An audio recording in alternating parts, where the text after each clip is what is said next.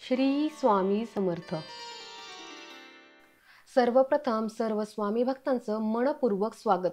स्वामींच्या कृपेनं आपण सर्वजण सुखात, समाधानी आणि त्यांच्या सेवेमध्ये रममाण असाल अशी आशा व्यक्त करते. आज मी असा एक अनुभव तुमच्यासमोर घेऊन आले आहे की जो ऐकताना माझ्या अंगावर शहारे आली आणि नकळत डोळ्यात पाणी आलं. खरंच स्वामींची प्रचिती आणि त्यांची लीला याला तोडच नाही. या अनुभवातून आपल्याला हे कळून येईल की स्वामी कसे आपल्या भक्तांच्या हाकेला ओ देतात. सेवा मोठी करावी लागते असं नाही, फक्त अंतकरणापासून त्यांना एकदा हाक मारा, मग पहा साक्षात स्वामी तुमच्या दारी येतील. तर आजचा हा अनुभव शेवटपर्यंत नक्की ऐका. आणि हो, जर तुम्ही चॅनलवर नवीन असाल तर सबस्क्राईब करायला विसरू नका. तसंच तुमच्याकडे असा काही अनुभव असेल तर कमेंटद्वारे मला तसंही सांगा. चला तर मग आता ताईंनी सांगितलेला अनुभव त्यांच्या शब्दात सांगूयात. ताई म्हणतात, सर्व भक्तांना श्री स्वामी समर्थ महाराजांच्या चरणी त्रिवार वंदन. मला स्वामी सेवेत येऊन फार काही दिवस झाले नाही, पण या थोड्याच दिवसात स्वामींनी मला अनेक मोठे अनुभव दिले आहेत. माझ्या चुलत सासूच्या सांगण्यावरून मी सेवा करायला सुरुवात केली, कारण आमच्या घराचं वातावरण खूप वाईट झालं होतं. भांडणं, चिडचिड, मुलांचं ऐकणं बंद झालं होतं. त्यांच्या आग्रहामुळं मी स्वामींची नित्यसेवा सुरू केली. 3 अध्याय, 11 माळ आणि त्यानंतर गुरुचरित्र पारायण सुरू करायचं ठरवलं. आमच्याकडे मठ नाही, म्हणूनच घरीच पारायण करत होते. तेव्हा चुलत सासूबाईंनी मला सांगितलं होतं, गुरुचरित्र पारायण करताना स्वामी कोणत्या तरी रूपात घरी येतात आणि भक्तांची इच्छा पूर्ण करतात. हे लक्षात ठेवून मी मनापासून पारायण सुरू केलं. 2 दिवस खूप छान गेले. तिसऱ्या दिवशी पहाटे 4 वाजता उठले आणि मनात सहज विचार आला, स्वामी जर माझ्या घरी जेवायला आले तर किती छान होईल. पण लगेच मनात म्हटलं, आपलं एवढं भाग्य थोडं आहे का. असाच विचार येऊन गेला आणि मी माझ्या कामाला लागले. 10:15 वाजता अचानक एक 70-80 वर्षाचे वृद्ध बाबा आमच्या गेटमधून आले. काठी टेकवत चालत होते. थकलेले वाटत होते. म्हणाले, ताई काहीतरी दान दे. मी आणि माझे मिस्टर त्यांना जेवण विचारलं. त्यांनी होकार दिला. मी स्वामींना दाखवलेलं नैवेद्य, मिक्स भाजी व पोळी त्या बाबांना दिली. बाबांनी सांगितलं, यातली अर्धी पोळी गाईला दे आणि चटकूर पोळी कावळ्याला.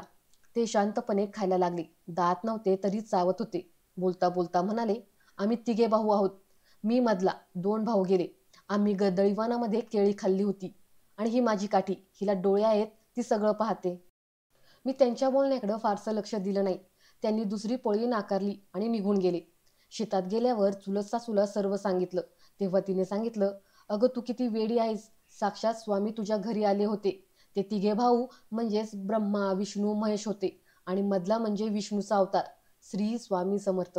स्वामी तुझ्या घरीच आले होते, केवळ तुझ्या एका मनातल्या इच्छेसाठी. हे ऐकून माझ्या पायाखालची जमीन सरकली. डोळे भरून आले. मी तर त्यांच्या पाया पडू शकले नाही, दक्षिणा देऊ शकले नाही. खरंच स्वामी कोणत्या रूपात येतील काही सांगता येत नाही.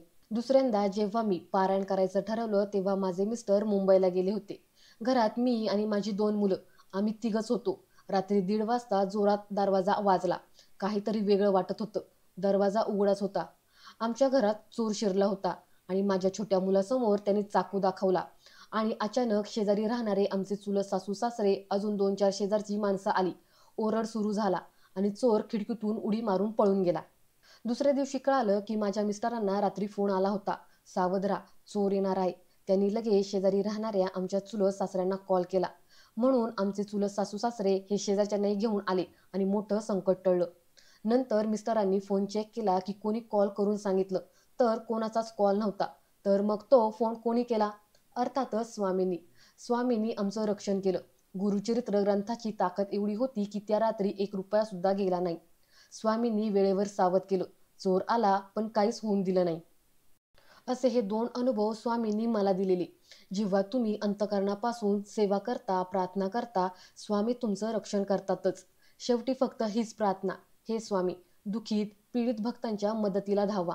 तुमची कृपा व आशीर्वाद सगळ्यांवर राहो आणि आम्हा सर्वांकडून निस्सीम सेवा करून घ्या. श्री स्वामी समर्थ. जय जय स्वामी समर्थ. श्री गुरुदेव दत्त. स्वामी भक्तांनो, तुम्हाला या ताईंचा अनुभव कसा वाटला ते मला कमेंटद्वारे नक्की सांगा. आणि तुम्हाला काही असा अनुभव असेल ते देखील सांगा. आणि अशाच अनुभव आणि स्वामींच्या कथा पाहण्यासाठी चॅनलला सबस्क्राईब करा. जय जय स्वामी समर्थ.